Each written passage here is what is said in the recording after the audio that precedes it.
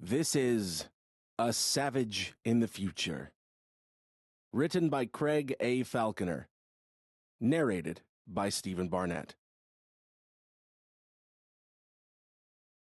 Chapter 1. I know this is going to be hard to believe. Hell, I'm having a hard time convincing myself I'm not crazy. At the end of the longest day of my life, I'm writing this down so the truth can survive if anything happens to me. I've dated the corner of the page, so you'll know when this is coming from, whether you'll believe it or not. But I have no idea when these words might be read. That's the thing with time.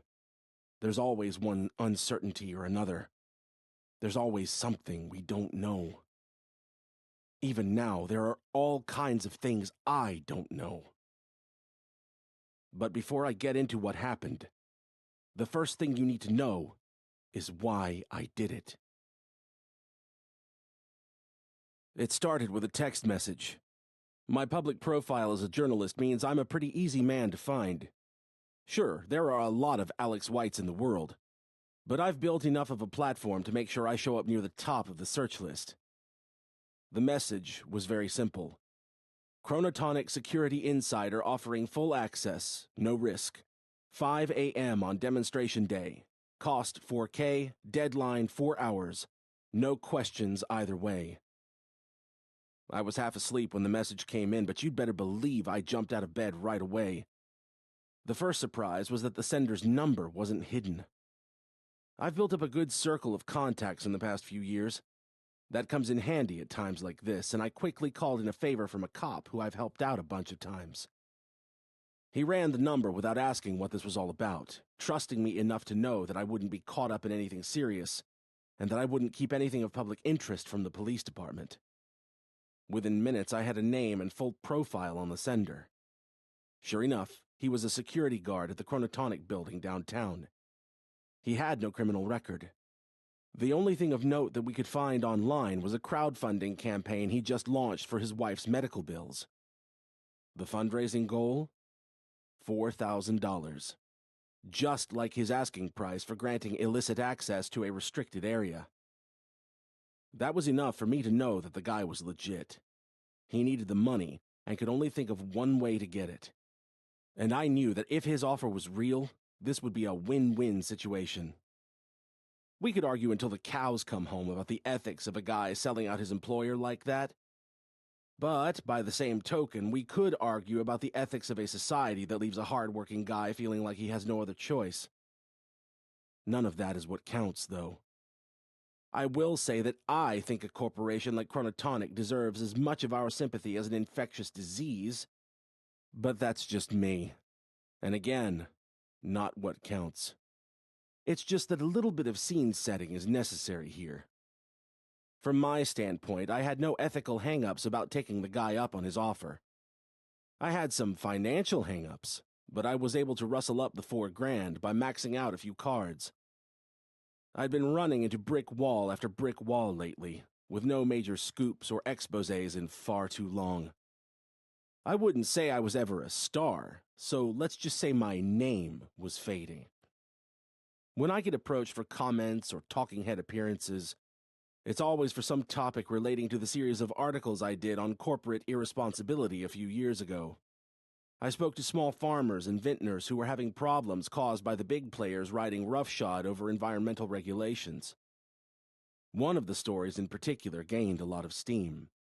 It ended up with some major traction when it turned out there was governmental corruption tied into the corporate recklessness. Coming at a time when everyday people were starting to feel helpless about the state of the planet, that kind of story really resonated. I was working for a big newspaper back then. The problem was, they took the story away from me and passed it upstairs so bigger names could cash in on my groundwork. You can call me stubborn or petulant, and say I should have understood that everyone has to respect the hierarchy and pay their dues. But I quit on the spot. I also managed to get myself blacklisted from the industry by publicly calling out my old bosses for doing the dirty on me. Apparently, the old guard still sticks together, So I found myself trying to make it as an independent journalist just as the AI scrapers and algorithmic feeds were kicking in to make that career so much harder than it used to be. So yeah, that's why I responded to the text. I had to. It's incredible how so much can turn on one tiny decision. I've heard it said that small actions can echo through time. And believe me, that's never been truer than in the case of what happened next.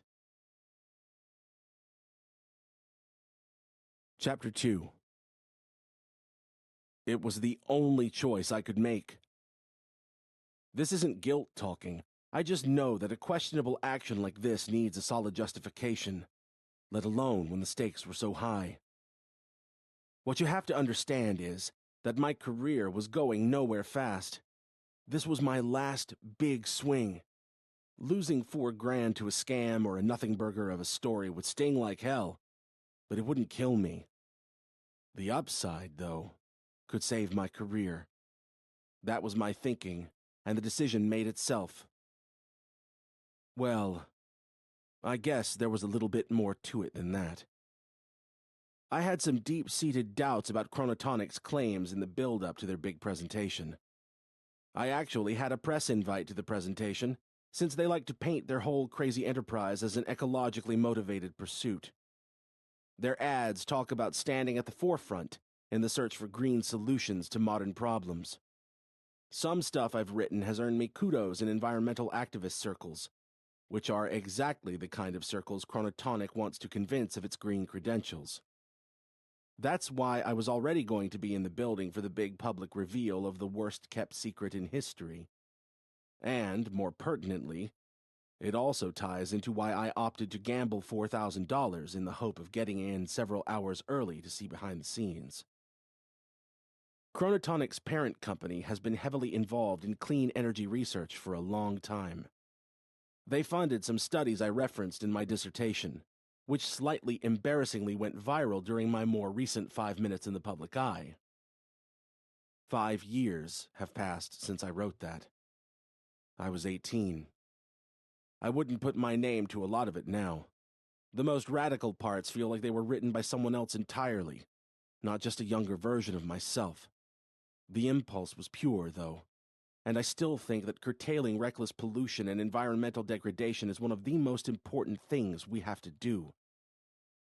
In hindsight, some of the hack-and-slash solutions I idealistically posited to correct the economy and society as a whole were way out there. But hey, I guess that's why teenagers don't run the world. I care about the planet in a way that I just don't believe Chronotonic's executives do. They talk a good game, but that's all it is. Talk. The company itself is only 2 years old, but its growth has been insane. It all kicked off during some closed-doors research into a potential way of harvesting zero-point energy. The experiments supposedly showed some promise, according to company sources I saw as unreliable, but everything had to stop very suddenly. Why? Well, if you were buying what they were selling, it was because some of their advanced instrumentation picked up anomalies that suggested locally concentrated fluctuations in the fabric of spacetime. The news leaked out, and Chronotonic was immediately born, first as a new division, and then a whole new company focused on unlocking the green potential of temporal manipulation. You know, time travel.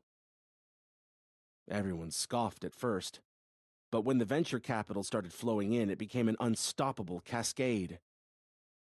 What if it was possible?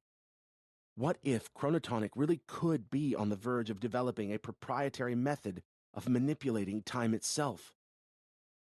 That what if was enough. No one wanted to be left behind. Like my gamble with the $4,000, ground floor investment was a bet that a lot of investment funds felt like they couldn't afford not to make.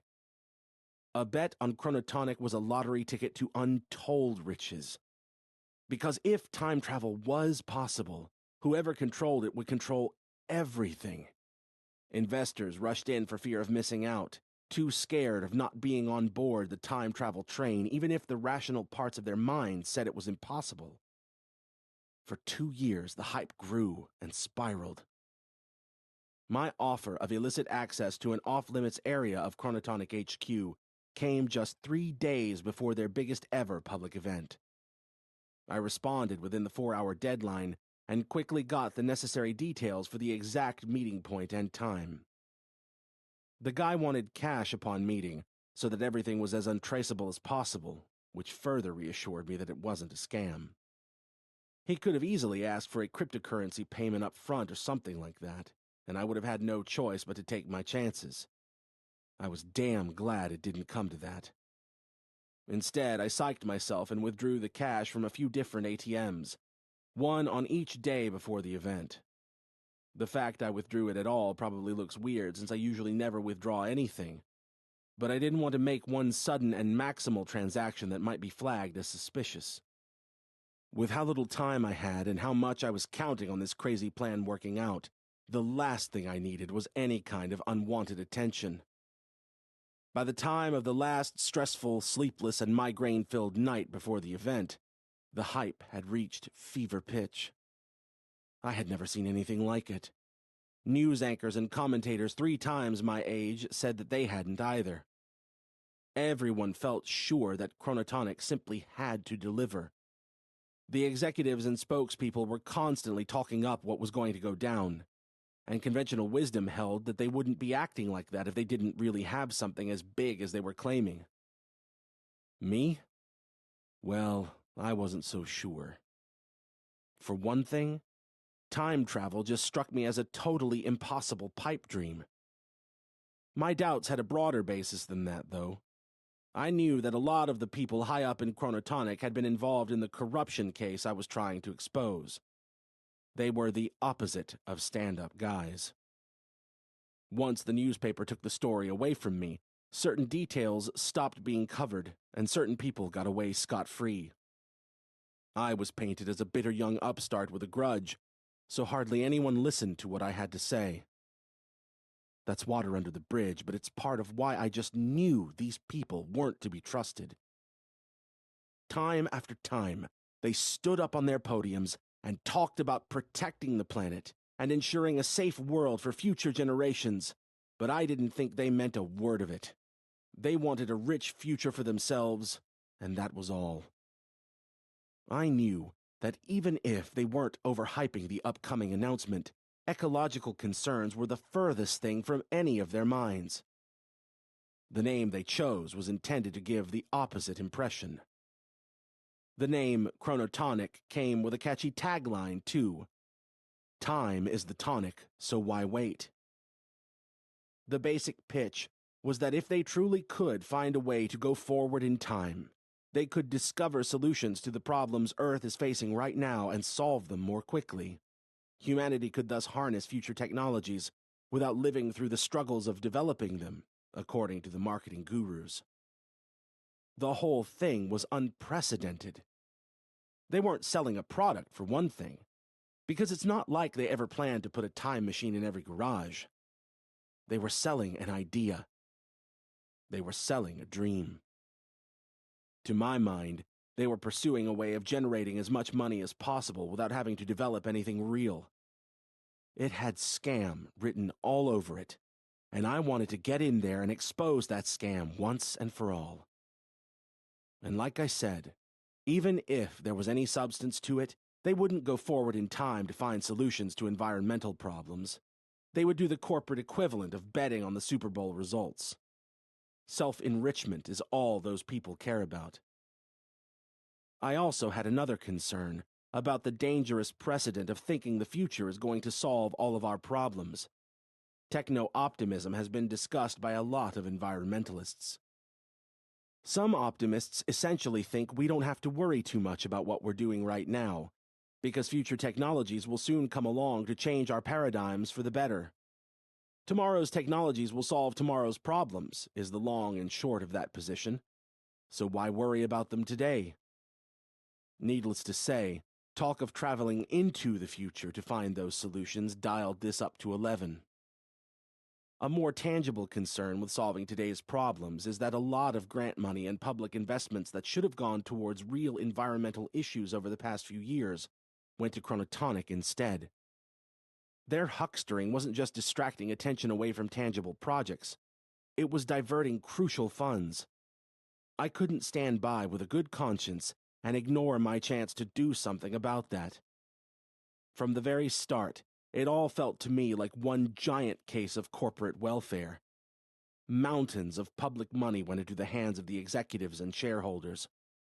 Neither major political party objected to any of it either, because control of time travel is seen as a national security issue.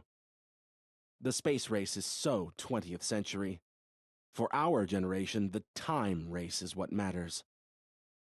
Before Chronotonic revealed anything beyond speculative designs, the whole country was rooting for it. Talk about a masterclass in public relations. My own prediction for the big event was that they would announce an intangible breakthrough and put a timeline on a public demonstration of a working prototype. The talking heads didn't think that would be enough to justify the hype, but I thought it would. Skillful marketers can build and keep attention by making announcements that turn out to be announcements of more announcements. It's a tale as old as time. After replying to the security guard's message and getting my final information, I didn't have to wait much longer. Even when the day arrived, my feelings stayed the same. I also figured Chronotonic would keep kicking the can down the road, announcing slight delays that would always be sugar-coated with supposed improvements. You know, telling everyone the tech would be even better than the last promises they made, but saying that making the changes would take a little bit of extra time. It would be worth the wait, they'd say. Because what's a little waiting when time itself is the prize? But me? I called bullshit.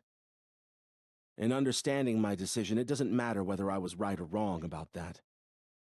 So yeah, it's safe to say I had my reasons for doing what I did. I had a dying career that needed a scoop. I had long-held concerns about the environment and new ones about the effect Chronotonic's distracting pie-in-the-sky promises could have in delaying actual policies we could be enacting in the present. I won't even pretend I didn't have a personal grudge against some of Chronotonic's higher-ups. I think any of those single reasons might have been enough to accept the offer from a security guard on the take. Taken together, I really didn't even have to think about it. My gut told me they were either massively exaggerating or full-on lying about what they were capable of, and I thought my scoop would be an expose that could help me, help the planet, and help give those jerks a dose of overdue justice. That was why I did it. That was why I didn't arrive to take my assigned seat in the Chronotonic HQ's auditorium at the same time as everyone else. That was why I arrived early with an ulterior motive. I'm sure by now you can understand why I replied to the text and accepted the offer. That was a career move. In all honesty, in the position I was in, I would have followed a lead like that about something much less socially important. But as for what came next, well, more than concerns about my career carried me forward. It took a lot more than that to carry me forward for the final few steps. It was about the planet. It was about justice. It was about fulfilling the one drive I've never managed to fulfill. My drive to really make a difference in the world. Altogether, the full spectrum of reasons led me to hand over my $4,000 and follow the guard all the way into the building's inner sanctum, where my jaw dropped as I laid eyes on the device Chronotonic was about to publicly reveal. It couldn't be real. I just knew it couldn't be real. That knowledge also played a part in pulling me all the way. Because if I'd thought otherwise, I don't think any amount of social responsibility I felt could have made me do it. I just felt like I had to get close-up footage. I had to see for myself what they were going to be showing to the world. Their hollow charade couldn't go on any longer, and this was my one shot to end it all. So when the rest of the world was waiting eagerly for the big show, that was why I went all the way. That was why I did it. That was why I stepped into the time machine. Chapter 3. Getting into the restricted backstage area of Chronotonic HQ was easy. The security guard, who never said a single word to me, had clearly thought everything through. I wore an Access All Areas photographer's lanyard that he left at a pickup spot the night before the event, clearly having intercepted and kept it from a well-trusted professional who was really supposed to be capturing the event for posterity. I could only trust the guarantee the guard made in his final text message. It was simple, and it was crucial. All of the necessary security cameras would be taken out of commission in a way that would raise no alarm bells. When I successfully made it all the way into the backstage area, where I found the capsule-like machine that could change the world forever, I knew I had been right to put my faith in this desperate stranger. He held up his end of the bargain every inch of the way. For that, I hoped even more that the money I handed over will cover his wife's medical bills. When I stood there looking at the publicly unseen time machine, even if it was just for show, I decided I might drop a few extra dollars into his crowdfunding campaign. Because although I wasn't driven to that point only by money, I knew this scoop could bring me a whole lot of it. I wanted to change the world for the better. If I could change my life and my finances for the better while doing it, even better. One of the rules the guard stated in his message was that I couldn't touch anything or leave any kind of trail. That would risk us getting caught, he said. I knew that made sense, since any noticeable changes in the room could draw attention and maybe lead to a forensic investigation that would land us in hot water. I said I understood. I really did, too. But that was before I knew there was going to be a time machine in here. Dummy model or not, this was clearly going to be the centerpiece of their hugely hyped-up public presentation later in the day. How could I not get up close and personal?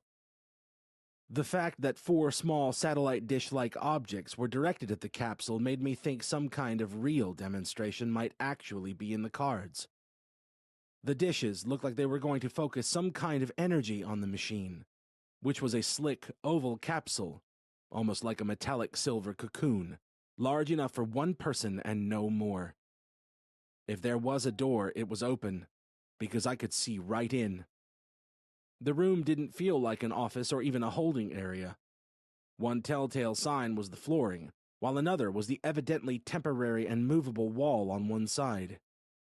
I realized then that I wasn't in a backstage area as you would normally think of it.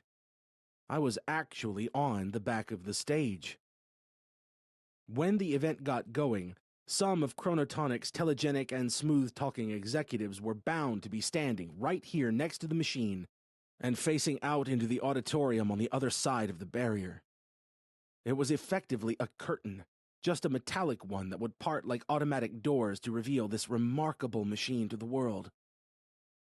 I don't know if one of them was planning to step inside and demonstrate something. I just knew I had to make the most of the 5 uninterrupted minutes the guard had promised me. As he stood on the other side of the door that brought me in here, I knew he was looking away to make sure no one was coming rather than monitoring me. I knew these minutes would be free of interruptions from him as well as everyone else. I could feel my heart beating fast, and I could even hear it over the faint sound of music coming from beyond the curtain-like barrier. I recognized the last line of the song's chorus. "This is our time, your time, no time like right now." Apt, but hardly a coincidence since the upcoming event was all about a breakthrough in time travel. The only surprise was that there was any music at all, what with the show not set to get underway for another few hours. I figured there might have been videographers or event planners on the other side of the door at this early hour, just like the photographer whose lanyard I used for security access was authorized to be there. It didn't freak me out to hear the music and know other people could be so close, though. For one thing, I was already so deep into the belly of the beast that there was no going back now. And for another, the enormity of what I was staring at didn't leave a lot of room for anything else in my mind. The only other sound I could hear was a large, ticking clock. It showed me I had under 4 minutes left, and I wasn't about to waste another second. I didn't feel bad about breaking the guard's rule. If he had the well-founded doubts I did, knowing what I've known about Chronotonic's executives for so long, he would have done the same thing. He did do his part, but it was time for me. Besides, as much as I hope his wife ends up okay, I wasn't about to spend too long worrying about bringing any employment trouble on a guy who worked for Chronotonic and was willing to sell them out. In my book, neither of those factors were winning him many points for being an upstanding guy. I didn't feel bad about the prospect of bringing great risks humanity's way either, on the small chance the machine might actually work. After all, it's not like it was me or no one. If I didn't go in, someone with less pure motives was going to do it soon enough. It's not like I was inventing a time machine.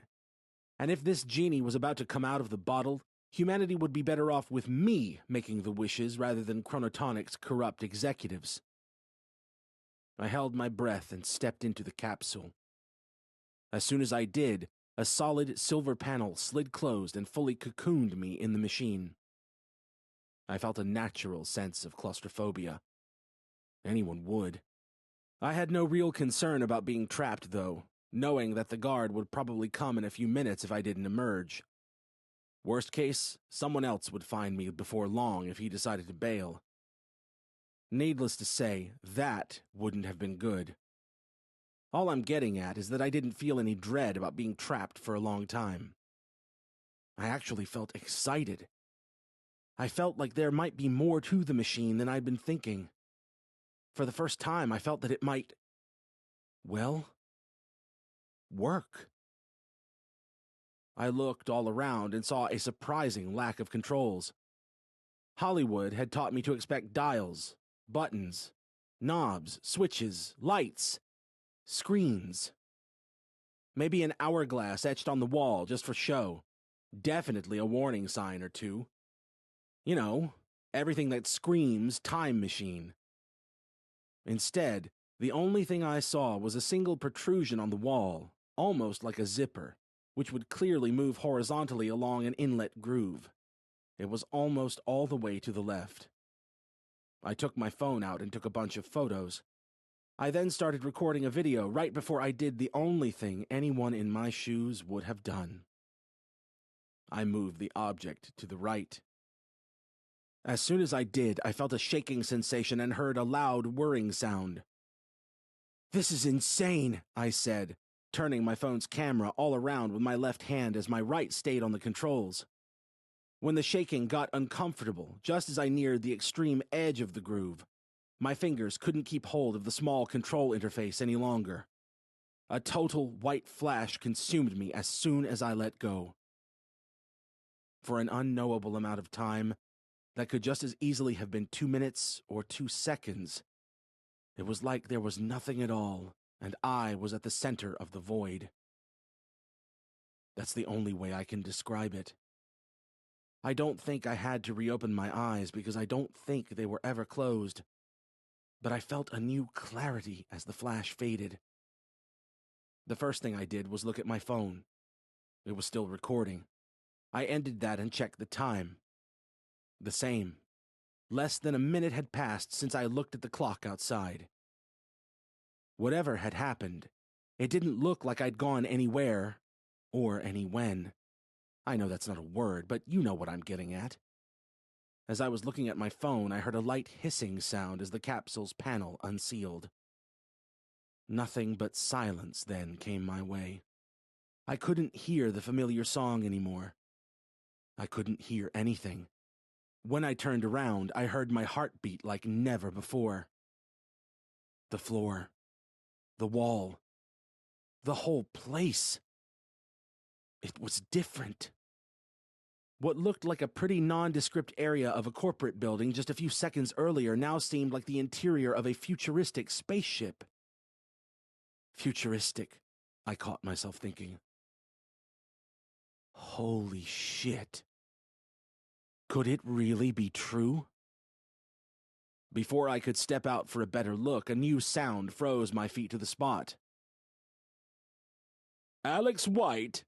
A very resonant male voice boomed. Even with those two opening words, the tone dripped with excitement. I gulped, with several emotions trumping excitement for me. Trepidation for one. Is "what the hell have I just done" an emotion? Because if it is, it was definitely on top. Is it really you? The man continued. He then appeared in front of me, dressed as sharply as the room was appointed, and with a hairstyle and accent that were clearly not of my time. I was so stunned I couldn't speak. Wonderful. We were hoping you would make it, he said, a smile crossing his face as he realized that yes, it was me. Make it? I stammered. He held out a hand to beckon me out of the machine. Yes, Alex, he replied, still smiling warmly. You made it. Welcome to the future. Chapter 4. How far? I asked. Through the shock of the incredible development, I was able to speak only in this short burst. 303 years, the man replied. I stared at him dumbly. I know, he nodded. I can only imagine what you're thinking. I won't dump everything on you, but let me begin by introducing myself. I am Custodio, leader of the community. We did not know you were coming, Alex. But we did know that if you came, it would be on this date. Not this specific year, I should clarify. The records from your time show that you entered the vessel on this date, but it was not known how many years into the future you instructed the vessel to carry you. I have waited here, on this date, beside the vessel's origin point, every year since I took over as the community's leader. My predecessors did too. Our hopes were fading, but they never died.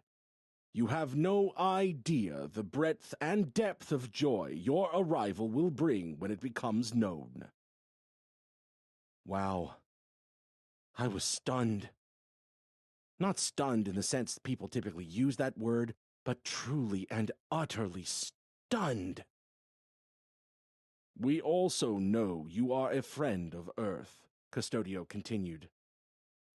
We are aware of your academic writings, your investigative work, and your undying respect for the sanctity of the natural world. The society of your time was one of savagery and selfish ignorance, but you were enlightened. Your words enlightened others too, Alex. With one daring action, you did more good for humanity than anyone who ever lived. Yeah, I'm delirious. That has to be it. I'm lying in a stupor on the floor of the machine, and all of this is in my mind. Custodio isn't real. None of this is real. It can't be. Can it? You attained a kind of posthumous fame after your disappearance, the man said. And your action in stepping into the vessel kicked off a chain of events that has led humanity to this elevated state. Hunger has been eradicated. The climate is more stable than any point in history. Crime is a relic of the past. You caused no problems in regard to any time paradoxes, and you actually ensured the inherently dangerous process of time travel would no longer be pursued. Tell me, did you ever think things could turn out so well? Is this real? I asked. Pinch yourself, Custodio replied. I did, hard, and you'd better believe I felt it. I took a deep breath in a bid to gather my thoughts. Glancing around the machine once more before stepping out, I caught sight of a countdown timer I hadn't noticed before. The clock stood at 1 hour, 58 minutes, 13 seconds and counting. Less than 2 hours. "Your reversion window," Custodio explained, seeing where I was looking. "We know from the records that the vessel was designed with that safety feature in place for its first usage, but the risks of making a return trip are great. Nevertheless, in theory, you could return to the same point in the past from which you departed, but only within that window. Once it expires, that's it." "So I can go home?" I asked. "The vessel was designed to be unidirectional," my host replied, evading the question. "It can move solely forward to avoid any paradoxes. When you came here, you effectively missed the intervening centuries. The events of those years happened, and they cannot be changed. Theoretically, you could go forward again, just as you could theoretically return to your own time. But there are great personal and broader risks in both scenarios."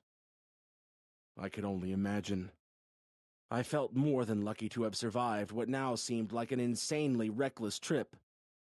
But in my defense, it's not like I really expected anything to happen when I activated the machine. Hell, I didn't even fully realize that was what I was doing. All I knew was that I was still alive, and my phone still had an almost full battery. It was like no time passed within the machine. Like it somehow enveloped me in timelessness and dropped me into Custodio's world. The only other things I had with me are my dictaphone, which was recording, and some painkillers I needed for the stress headaches I was getting in the lead-up to the big day at Chronotonic HQ. I knew that going back in time would be a risk to myself, but I couldn't even begin to wrap my head around the wider problems it could cause. Making the machine unidirectional made a lot of sense from my standpoint. A 2-hour window to revert back from the initial trip did too, since the untested machine could have landed its pilot in the wrong place. But going back to the past after directly interacting with someone from the future seemed like it could open all kinds of cans of worms. I decided that if I was safe with Custodio, and if things really have improved since I left my old present, returning wouldn't be a risk I could take. "So you said things have gotten better?" I pushed, stepping out of the machine and looking around at the impressive and suitably futuristic surroundings. No hunger, no climate instability, even no crime? Custodio smiled wider than ever. "Thanks in no small part to you. I will show you everything. Our people will be delighted to see you. As I said, your writings have been studied and your influence is great. You were venerated after your disappearance.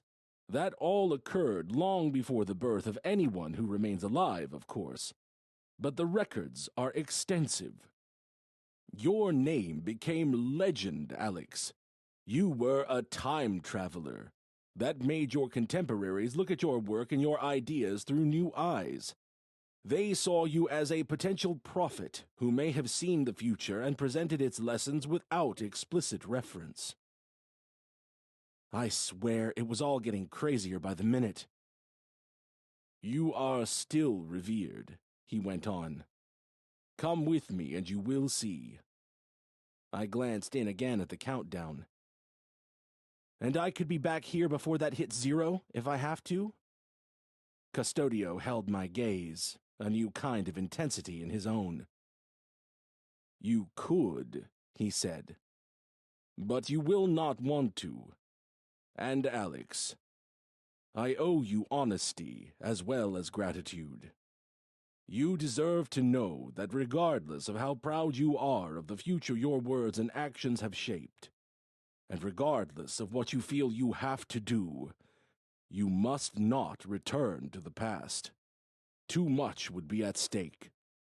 Everything good could be undone." I said nothing, feeling my breathing quicken as a fear response kicked in. Unlike when I first stepped into the machine and the door closed, this time I did feel trapped.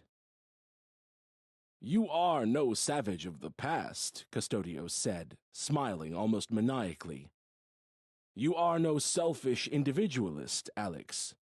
You belong with us, and with us you must stay.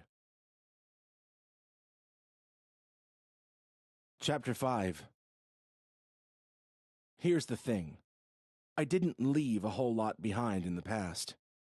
$4,000 of debt is the first thing that comes to mind. I had no close family, no girlfriend, and definitely more acquaintances than friends. The picture Custodio painted of the future I arrived in made me reluctant to put all of it at risk, too. If my coming forward in time really did play a part in leading to a society free of problems that have blighted humanity for so long, how could I risk that? What kind of man would that make me? No one else traveled through time after your unplanned trip, Custodio said. Chronotonic dissolved very quickly. You went missing, presumed dead, and that happening on the day when they had planned to demonstrate their new machine was a fatal blow to the project. Your past and our future are truly distinct. For all intents and purposes, it is more like you have been in a coma than anything else. I hope you understand why this means you must stay here. Understand it? I mean, I did and I didn't. As much as anyone could really get their head around time travel, I think I did. With Custodio, I was standing in the only future that ever came to pass.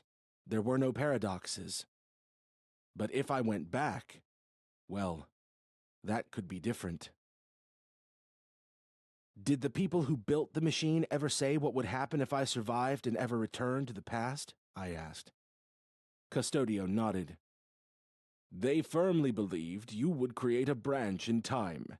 Nothing here in our current reality would change. It couldn't, because everything that has led to this point has already happened. The good and the bad. It is all water under the bridge that brought us here. But the path that led here did not include your return from here. That is where the circular paradox lies. Returning now would create a new branching timeline, parallel to the one we are standing in. So I wouldn't be killing you and everyone else in this future? I asked. Custodio hesitated, then shook his head. No. But you would be introducing great risk of suffering and ecological damage in the new future of your past world. As things have played out, both Earth and humanity have enjoyed unprecedented calm and restoration. As I said, your departure set that in motion. Your return would not harm us, but it would create a new branch where your contemporaries and Earth itself could only end up worse off than they have in this natural course of history. I knew what he was getting at. If things were bad here, I would go back to give humanity a chance to follow a better path.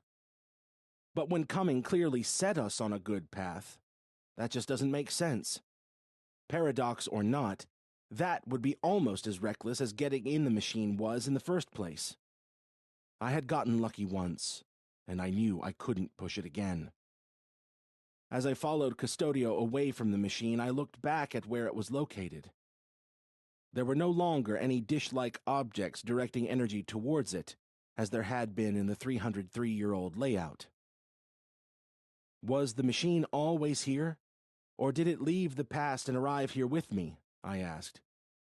It was always here, he confirmed.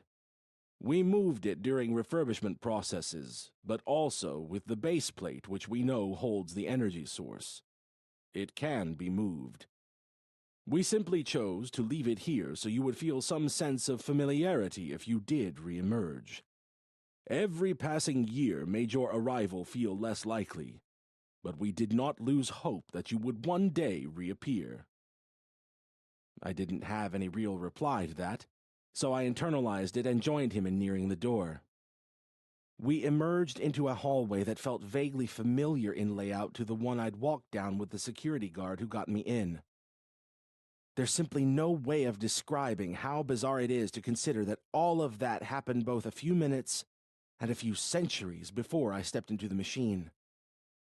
I tried to shake that from my mind, feeling like my brain would explode if I thought about it for too long. A series of windows caught my eye where there had been none in the past. I looked out and saw a large expanse of buildings, most of them low, with a few gleaming towers rising up from the ground. Everything looked pristine and, well, futuristic. The old city was gone, which shouldn't have been a surprise given how much time passed while I was on the way here. "This is the community's food and energy production center," Custodio explained.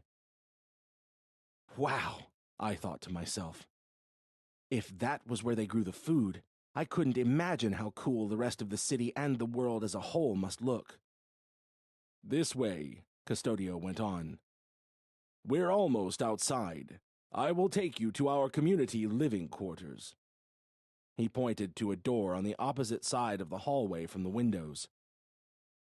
"So how many people live here now?" I asked as we neared it. "The Food and Energy Production Center you just saw supports a sustainable population of 11,000, he said. As we stepped outside, I paused. I faced Custodio in shock as he closed the door behind me. I hadn't even looked out yet, having been focused on him for a reply, and then stunned by what came my way. 11,000? I echoed in disbelief. There used to be 4 million people in this city. Custodio smiled.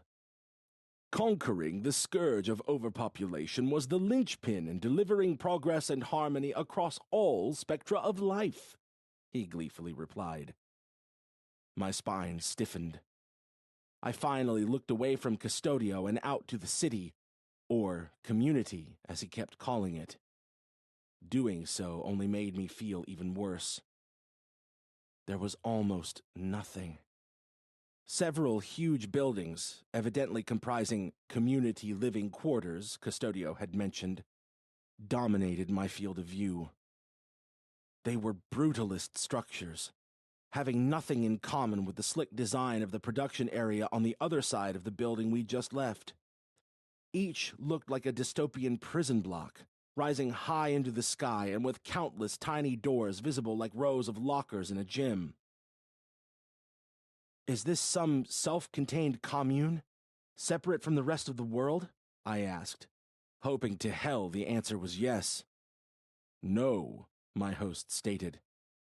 "This is the human world, Alex.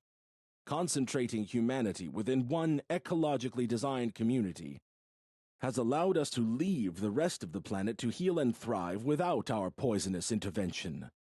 Just like your dissertation suggested, we have you to thank for all of this." As that revelation hit like a hammer to the heart, only one thought dominated my mind. What had I done? Chapter 6. "Everyone is here?" I asked.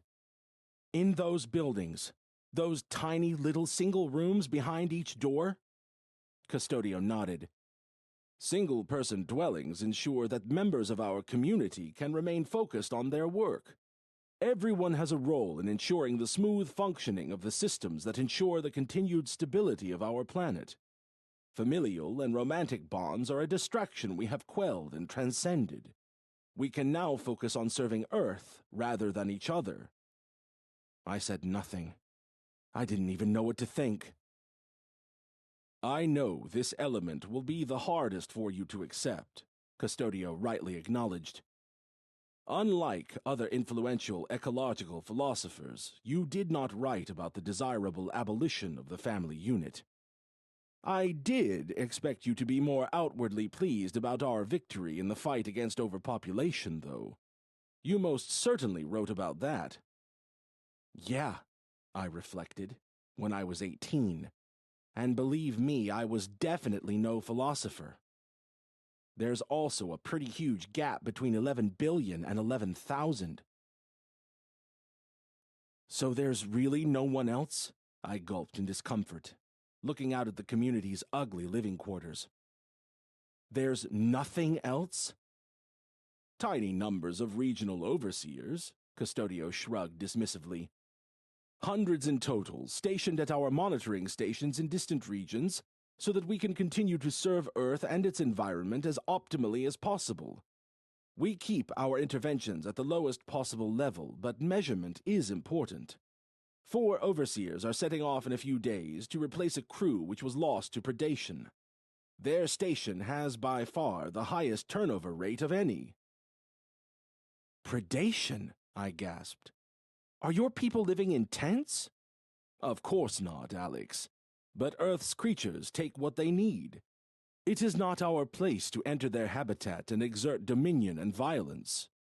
Don't you recognize those words? They were your own. You wrote about humans being Earth's only needlessly destructive species, who should not be able to decide which others live or die. Our extraterritorial, non-interventionist policy is based on those tenets. Earth's creatures are not our enemies, they are our responsibility. This whole thing is getting crazier and crazier. I do recognize those words about exerting dominion and violence over wild animals, but I can't believe Custodio has really internalized my teenage writings to this extent. I also can't believe his regional overseers are left to fend for themselves with no defense against dangerous predators. Why not just raze this community to the ground and kill yourselves, if all you care about is keeping Earth in the most pristine possible state? I blurted out. If you value humanity below everything else, why are you here? Why go from 11 billion to 11,000 and not just go the whole damn way? Knowing how much weight Custodio had already put in my words, I guess I should have thought before speaking. I couldn't help it, though, faced with the madness I was hearing about. Fortunately, he didn't find anything to agree with in my latest comments. Instead, Custodio looked at me like I was the crazy one. The time travel must have confused your thinking, he said. You aren't seeing things clearly. A small number of right-thinking humans directing themselves to preserving Earth's environment is a net positive. We are taking every necessary step to protect this planet we have been gifted, and to pass it on in even better shape for future generations. Intergenerational justice, just like you wrote about. But in a world like this, future generations will be just as miserable as everyone in those buildings must be right now, I snapped. You're focusing so hard on the health of the planet you're passing on, you've lost all sight of the kind of world you're passing on. I didn't know how else to phrase it, and I couldn't believe Custodio was still staring at me so blankly. In focusing so much on the vague and all-encompassing notion of protecting Earth like some kind of religious imperative, he and his contemporaries really had lost sight of everything else. I left a world where the pursuit of profit seemed like a religious imperative for far too many, with no thought at all given to safeguarding the natural environment. The problem was, I arrived in a world where the cure seemed even worse than the disease. As overcorrections go, it's hard to see how things could have gone any further. I felt sick to my stomach to think that my action of stepping into the time machine, and even my teenage writings, had played a part in leading humanity to this point. But it was no longer time to lament what I'd done. It was time to think about what I could still do. And there was only one action that could give me any chance of stopping this hellscape from becoming humanity's destiny. Even if I couldn't undo the past, since everything leading to this shit show had already happened, and the best I could do was create a new branch of time, I couldn't let this become humanity's ultimate destiny. No way. Right then, I knew what I had to do. Come what may, I had to go back. Chapter 7. Standing outside a door with no visible handle, I knew I couldn't get back to the time machine without Custodio's assistance. Our relationship was at risk of souring, with my unequivocal comments and judgments clearly causing some friction, so I knew I had to change tack. We are passing on a world of stability and ecological harmony, Custodio stated, somewhat defensively replying to my last point. Isn't this what you wanted, Alex? No, I wanted to scream. Of course it wasn't. But I held my tongue for the greater good. This really is a lot to take in, I said, buying myself some time. I didn't have a lot of it, what with the machine's reversion countdown well underway, but I had to take a moment. Custodio nodded, his expression softening. Carefully, he reached out and placed an awkward hand on my shoulder. How quickly did things start changing? And how? I asked, keen to gather information. I had to get home to the past, and I had to take some tangible knowledge with me, so I knew clearly what kind of developments to guard against. It took a long time for positive change to develop, Custodio replied. At first, the discovery of time travel and the hysteria surrounding your disappearance led to a lot of existential debates. Chronotonic's demise was a massacre for the stock market and investment funds. So much had been tied up in it, and everyone knew sentiment would never recover. A lot came out about insider trading and corruption at the very top levels. It brought down governments, plural, and the regional instability and power vacuums that followed that chaos led to major military conflicts. Things were grim. People began to hope for your return as a prophet from the future. And like I mentioned earlier, some people started to wonder if you had always been a prophet. A belief developed and spread that your dissertation on sustainable living was a blueprint from the future that you had left behind as a roadmap to take us there. Not everyone believed that, but once time travel was proven as a viable possibility, it is understandable that people began to wonder whether it had been utilized more extensively. Do you know anything specific about the corruption? I asked. I had suspicions. There were some bills going through the system and some people in high places that I didn't trust. Custodio replied right away. Oh, yes, the Taylor revelations were monumental. We study the past and make sure it stays alive in the minds of our community's leadership. It is important for us to remember the savagery you emerged from, Alex, to ensure we never return to it. I pushed for some more details and quickly got them. With my dictaphone recording in my pocket, I wanted as much information about the corruption as possible, so that if I made it back to the past, I could call it out. When Custodio ran out of detailed information, I moved on. So how long until the lowest point, before this community arose and everything like hunger and crime were tamed? I asked. I very consciously chose words that made it sound like I fully approved of everything, hoping Custodio would gloss over my earlier qualms and dismiss them as the result of a foggy mind like he initially suggested they might be. 70 years, give or take, he replied instantly. And in those words I saw in my window. I would have to do my best acting to pretend I believed what I was about to say, but I had to do it. Custodio, I have an idea. It is risky for me, but I think it is good for Earth. Your focus is protecting the planet. If I was to return to the past and create a new branch, nothing here would change. Your good work would remain. But I would be able to initiate positive changes with all of this knowledge you have given me, saving both humanity and Earth from 70 years of suffering that might allow an even better future than this by the time 300 years have passed. I will be taking the risk of leaving this utopian world in the hope of facilitating one like it even sooner in the alternative past, but I believe it is my duty. We have talked about intergenerational justice. I believe that when I have the ability to go back and improve things for the intervening generations, even if it is on a new branch of time, I have a responsibility to do it. Keeping a straight face as I called this hellish reality a utopian world took every ounce of effort I could muster, and all I could then do was hold my breath to see if Custodio had bought it. His eyes narrowed in thought. Establishing a second branch would effectively create a backup Earth, he mused. And this is the only chance we will ever have to do it. If this is your decision, I will accept it. You must first address our people, though, who have waited so long in the hope you would join us. We don't have long, I said. The reversion countdown is already... As I spoke, I was suddenly and roughly interrupted by the sight of a woman rushing towards me. And despite what Custodio had said, she didn't look delighted to see me. She didn't look angry at me either, but despite her well-put-together appearance, there was an unmissable desperation in her demeanor. Custodio stepped in front of me. "What is the meaning of this?" he asked.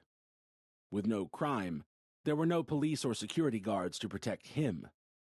The woman didn't seem like a real threat, but she did seem unpredictable. And of all the things she could have wanted, I would never have guessed what she was about to say. Chapter 8. "It's you! You're here!" the woman panted. "Please, go forward again. My son is sick. We need a treatment. The future has to have an answer.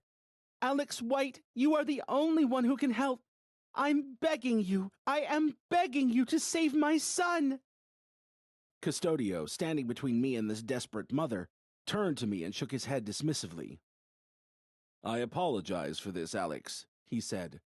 "The biological drive can be stubbornly strong. Birthers can retain emotional bonds to their offspring even after years of separation, and despite the best efforts of our renunciation ceremonies. We are making improvements in this area, but it is not easy." "Please," the woman went on, addressing her pleas solely to me.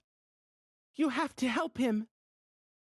It was probably a good thing that I didn't have a chance to respond to Custodio's comments about birthers and renunciation ceremonies, because I wouldn't have known where to start.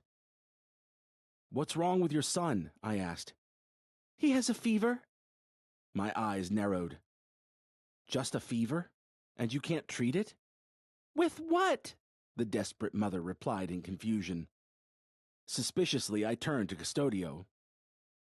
"Our doctors heal the earth," he plainly stated. "When nature determines that an individual is too weak, it is not our place to disagree." "No," I interrupted. Enough was enough. "You're the one who said a controlled human population is good for the planet. Even in your myopic worldview that only cares about that, how does it make sense not to make basic medical interventions? It takes way more resources to raise another child to the same age than it would to help this one get better. There's no logic to it." Not for the first time, it felt bizarre to have to twist what should have been an obvious point into something that would get through to Custodio. Intervening to help a sick child is something the so-called savages of the past would do without thinking. Here, the only way to make it make sense in his mind was to paint it as a way to help the planet. More and more, I could see the extent of the sickness that had taken hold. I was vocal in the past about how far too many people cared about the natural environment, only insofar as they could exploit its resources for commercial enrichment. But now, in this hellish future where ecological fanaticism had been taken to its extreme, society had gone so far the other way that human life itself was only valued insofar as it could be seen to benefit the planet.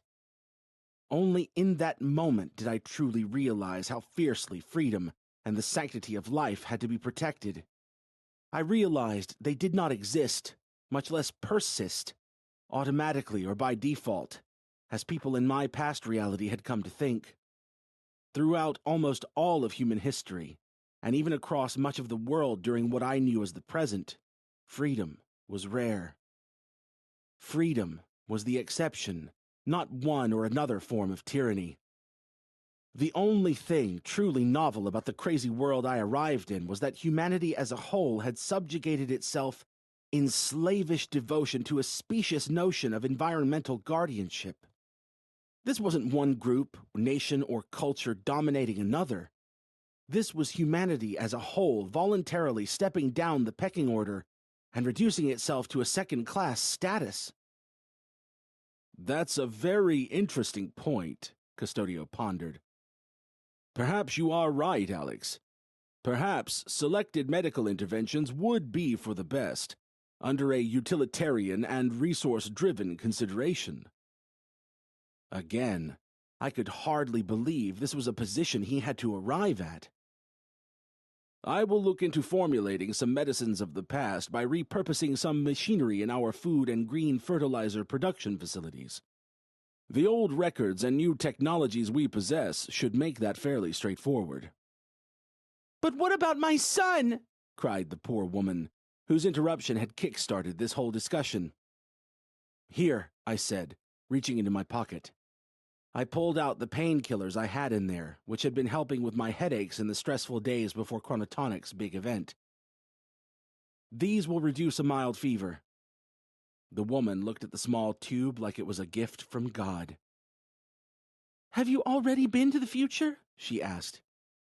These are actually from the past, I explained. You might have been told we were savages, but we did a few things right. Without pushing any further, she thanked me and rushed away with the pills. When it was once again just me and Custodio, he turned to face me. When I introduce you to the masses before your return, please don't say anything that will cause confusion. I will explain your need to return to the past. Your presence will delight them, but it is important that your words do not undermine our social fabric. Do you understand? Yes, I said. It wasn't a lie either, because I did understand. I didn't agree, and I wasn't going to play along, but I still understood. You said the time machine can be moved along with the base plate, I went on. I would like it out here so everyone can see.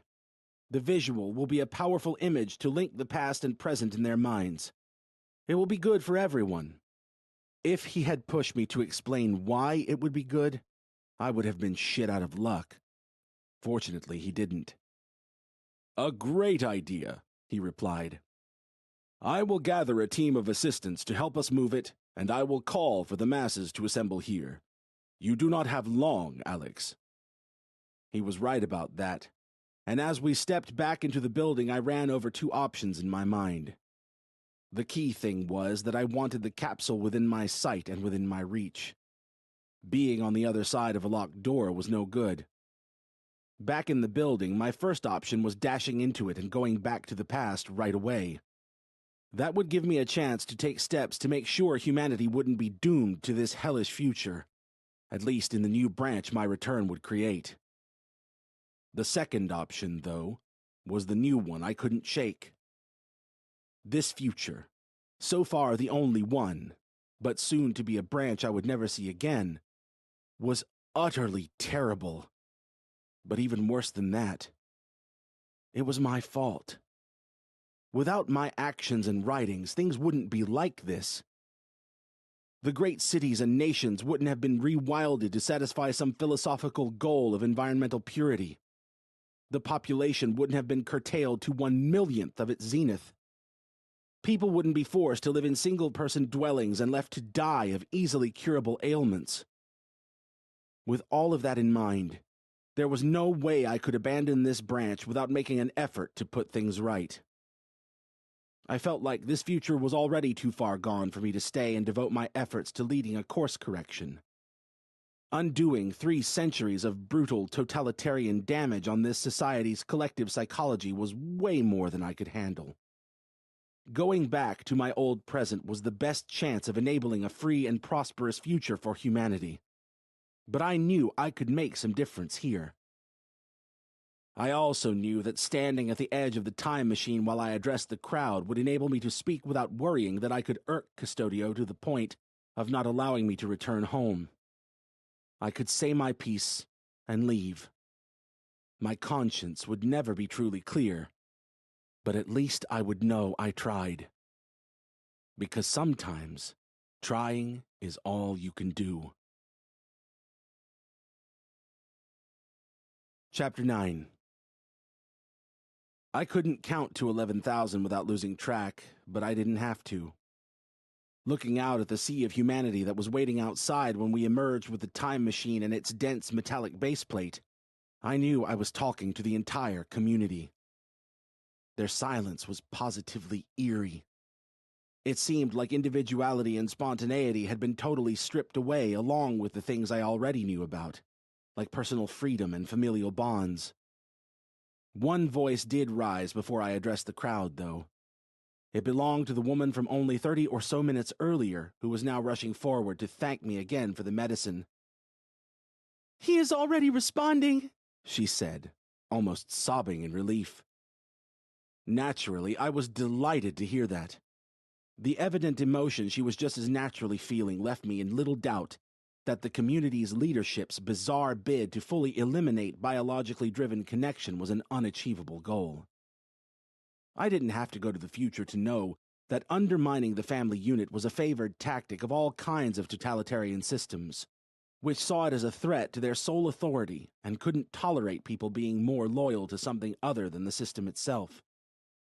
Meeting Custodio and his fellow future dwellers certainly cemented it in my mind as something to look out for, though. I hugged the woman and encouraged her to return to the crowd, which she did. There was no barrier, just a neat row of impeccably obedient people. Too obedient, really, I figured. Eliminating crime is no bad thing, but it seemed like that was achieved in Custodio's community by practically eliminating the human spirit altogether. True to his word, Custodio then stepped forward to formally introduce me to the crowd and tell them that I would soon be returning to the past, where I would create a new branch that would have no effect on this timeline.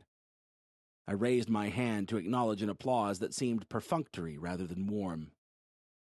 It really did seem increasingly like emotions had been trained out of people, with only a desperate mother's undying urge to protect her child having broken through during my time in the future.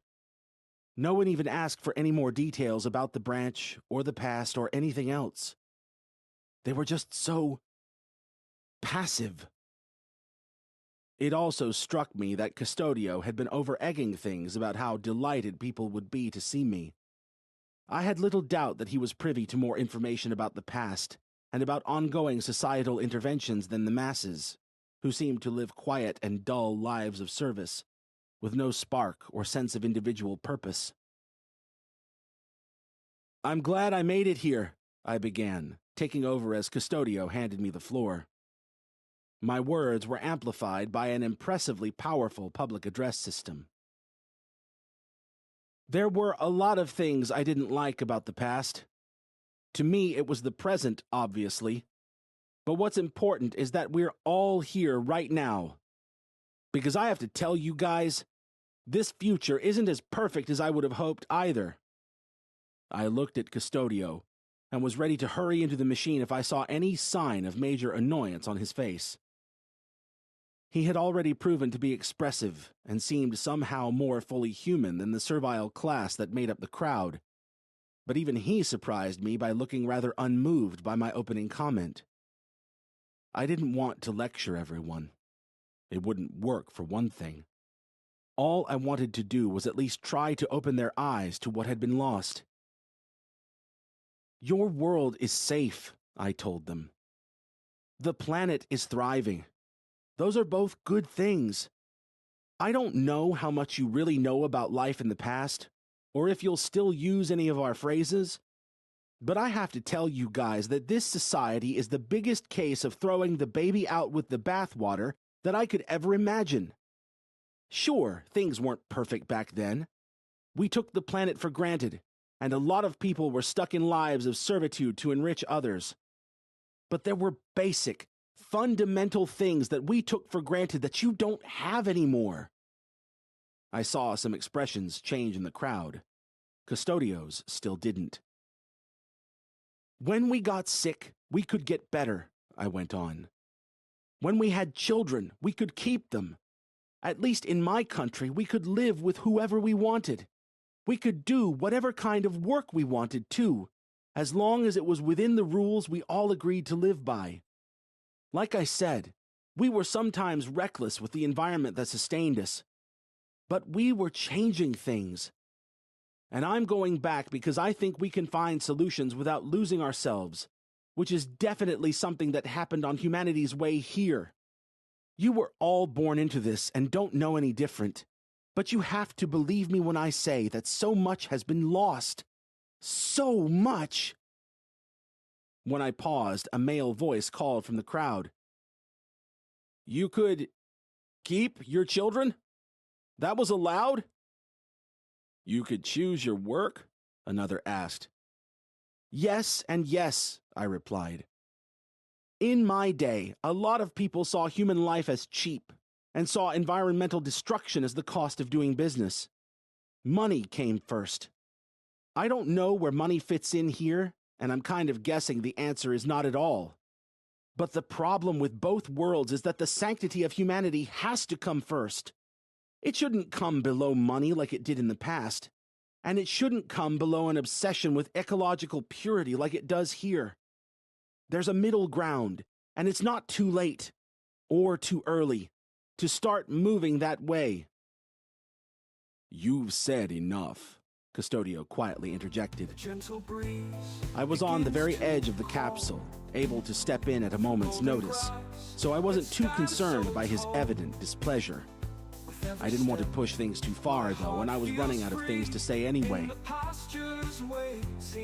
If the leadership has kept the past from you, you can see some of it on here, I said, lifting my phone from my pocket and holding it in the air.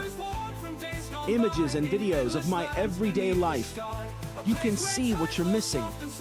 The battery won't last forever, but I'm sure you have to have some kind of technology to access the data.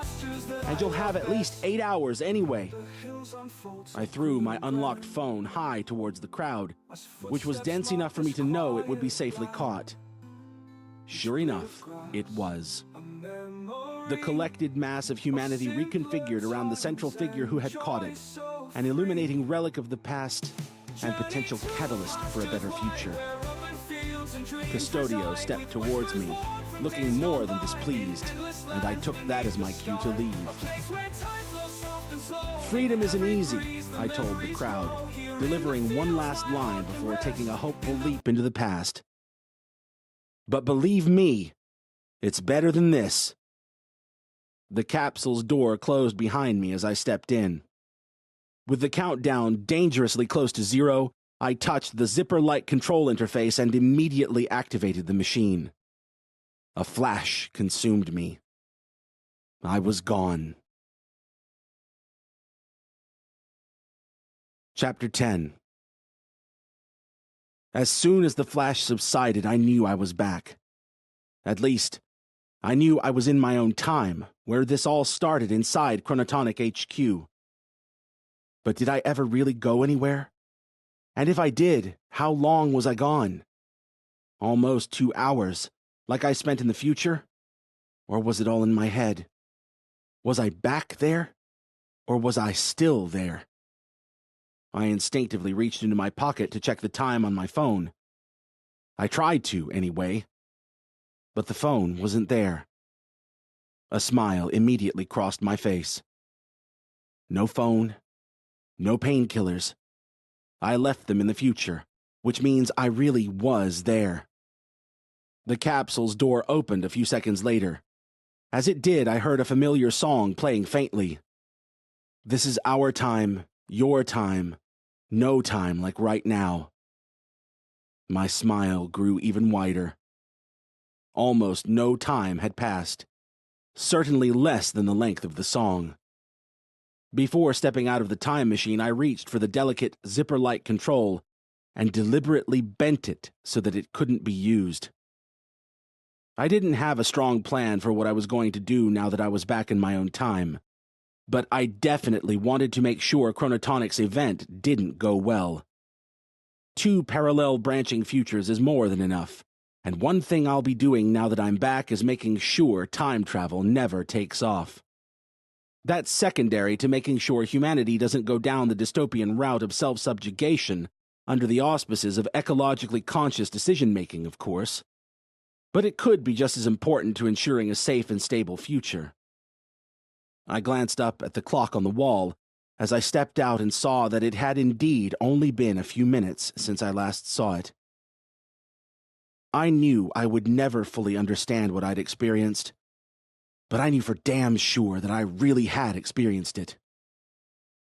"Well, well, well," a voice greeted me. "Beat me to it, huh? I recognized the voice as belonging to Jill Bentley, a fellow young journalist who I used to count as a friend, but who didn't back me up when I needed an ally. She's since stepped on my toes more than once. "Did you pay a guard to get in here too?" I asked. "4 large," Jill said. She was wearing an all-access photographer's lanyard, just like my own. I grinned. The guard had double-sold access, taking Jill's money and letting her into the room even when I was already here. In a way, I can only respect the audacity. I won't be adding anything extra to his crowdfunding campaign, though, now that Jill and I have collectively given him double what he needed for his wife's medical bills. "Sucks to be you, then," I shrugged at Jill. "You missed the boat. This is one scoop you won't be stealing." She looked at me intently. "You're not seriously going to stand there and tell me it worked, are you?" With a huge decision to make and no time to make it, I found myself instinctively shaking my head. It's a bust. But hey, can I borrow your phone for a second to make a call? Some kind of interference in there fried mine, and I'd written down some questions I want to ask at the event. I had specific names I wanted to bring up. My roommate will be able to access them on my computer. I'll owe you one." Jill eyed me suspiciously. This was a double play that came to me on the spot. On one hand, I mentioned my phone being fried because I didn't really want her to go into the time machine and take any photos of her own. I didn't want her to leak anything ahead of the event which might lead to a cancellation, since the event was an opportunity for a live and very public expose of the corruption Custodio told me about. More importantly, the phone gambit would enable my plan for that expose to take place without my direct involvement. I didn't want to put my head above the parapet and be the one to call out the corruption. I knew I had to keep my profile as low as possible, hoping the guards' camera-disabling procedures will prevent anyone from finding out I was responsible for breaking the machine's control system, let alone that I used it to time travel. I knew Chronotonic wouldn't last long enough for any meaningful investigation anyway, and that no one would want to be associated with the brand once the truth came out. I opted to put my faith in Jill's cutthroat nature, knowing that she would steal my scoop and bring up the names I mentioned on the phone before I had the chance. She handed me her phone, struggling to contain a grin. "You will owe me," she said. I knew she was going to stab me in the back. What she didn't know was that I was counting on it. People like Jill, and to a much greater extent the corrupt politicians and executives I knew she would soon expose, only ever care about money. They had no thought for the consequences for anyone else, and in many cases for Earth as a whole. On the other hand, people like my former 18-year-old self only care about abstract notions of so-called environmental responsibility and the like. They, or we, too often gave no thought to the suffering that policies intended to remedy our missteps could bring about. The only sane path is in the middle. Like I told the crowd in the future, humanity should not come below money or anything else. Humanity has to come first. Today and always, it has to. When I took the phone from Jill, I thanked her and called my own number. It went to voicemail, obviously, since I had just left it 303 years in the future. I then pretended to talk to my roommate and repeated aloud, supposedly for confirmation, the names of the executives and politicians Custodio had mentioned. I also repeated the names of the bills they were working on to divert even more funds toward Chronotonic, and away from other companies and projects that could actually help the environment in the way Chronotonic hollowly promised to do. Jill could then hardly contain her glee and tried to snatch her phone back from my hand instantly. I rapidly erased the call so she wouldn't see I had called my own number, then handed it over. "Neither of us was ever in here," she said. "That goes without saying," I told her. "I just wish I'd gotten something worthwhile for the money, but I guess the only thing the guard promised was access." Jill was smiling in the knowledge that she had gotten something, and she left without another word. I left alongside her, handing the silent and entrepreneurial security guard his lanyard before disappearing via the exit route he had suggested in advance. For fear of something coming up about what I did in the supposedly secure area, I didn't attend the big event a few hours later. I instead watched from home just a few miles away as two Chronotonic executives took to the stage and talked about recent developments in time travel research. One even stepped into the capsule, visible to the crowd with the curtain-like barrier parted all the way. The man made no reference to any damage or technical hiccup, but I could sense there had been a late change of plan. No one else suspected anything. Things were going well for Chronotonic, with a promise of a live demonstration in a matter of weeks, until the question and answer session. To my total lack of surprise, the first question came from Jill Bentley. Her name wasn't called, but that wasn't going to stop her. She fired a metaphorical torpedo onto the stage by naming the individuals I had mentioned in my fake phone call. She had pieced things together in the intervening hours, too, just like I had, and her swing sure as hell didn't miss. The accusations of high-level political and financial corruption were blunt, they were public, and they were dynamite. The executive at the heart of it all was standing on stage right beside the capsule. It couldn't have been more perfect. The scumbag looked like he had seen a ghost as soon as the words were out of Jill's mouth. The event ended early. Jill was soon on every news station, lapping it up and no doubt wondering how I could be so damn stupid as to have given her the leads. A rocket had just been strapped to her career. It could have been me, of course, but bringing too much attention on myself would have limited my ability to safely and subtly influence the course of events based on what I saw in the future. I'm not claiming to be a selfless saint, and I know there's an argument that I should tell everyone everything, but I don't see it that way. And I guess I would argue that old Alex does maybe deserve a little credit for letting Jill have the win and staying in the shadows. And right now, that's where I am. I'm committing this to text 6 hours after the live event, with trading already suspended on Chronotonic stock and the course of history, future history, already altered. Now that the capsule has been publicly revealed, I don't know if I could prevent humanity from ever successfully pursuing time travel, even if I devoted my life to it. All I know today is that Chronotonic is in the well-deserved process of biting the dust. That alone is going to be good for Earth, since ecologically minded investors will no longer be throwing good money at a crazy and irresponsible bet. Instead, we can keep pursuing incremental and cooperative progress to ensure a safe and stable world for all. Now that I've seen what can happen if a society gets too caught up in seeing itself as an evil scourge on a planet whose sanctity it comes to view as more important than human life itself, I'm also going to be mindful of speaking up when I see anyone, well-intentioned or not, trying to lead us in that direction. Society needs more nuanced conversations and more diligence in all areas, and I'll use the knowledge I've gained from my incredible trip to try and steer things the right way. The burden is mine, and I will bear it as best I can. Freedom isn't easy, but good things never are. Thank you for listening to A Savage in the Future, written by Craig A. Falconer, narrated by Stephen Barnett. Text and production copyright Craig A. Falconer, 2023.